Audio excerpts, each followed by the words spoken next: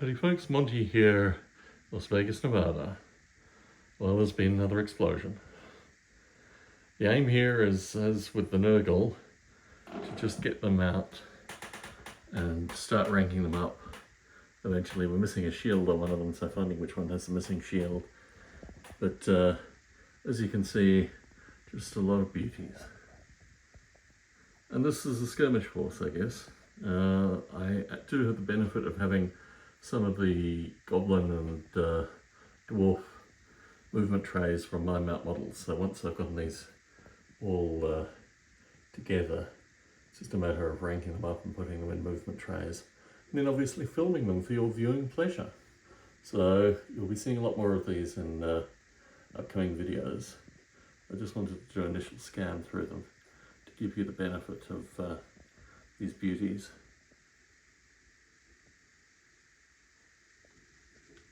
These again are Rochford painted, so very uniform and slightly dark elfy wood elves. And there's another case worth of them, but I wanted to get these all functioning and together before I even expand with the other case yet.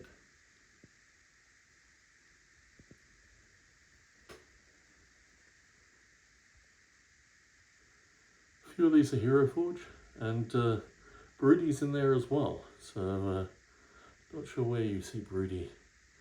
Let me see if I can see Broodie. I don't see Broodie, but that's just the nature of having so many wood elves. Really nice to find Broodie.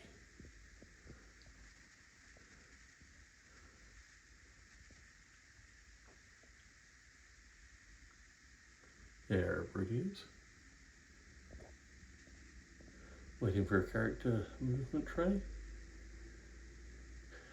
Anyway, coming in the future, ranked up movement trays and videoed accordingly. If you like these videos, please like them and subscribe. I don't say that enough, but people do seem to be getting the message and subscribing occasionally, so it's very nice. But yeah, this is the initial step, which is getting them out.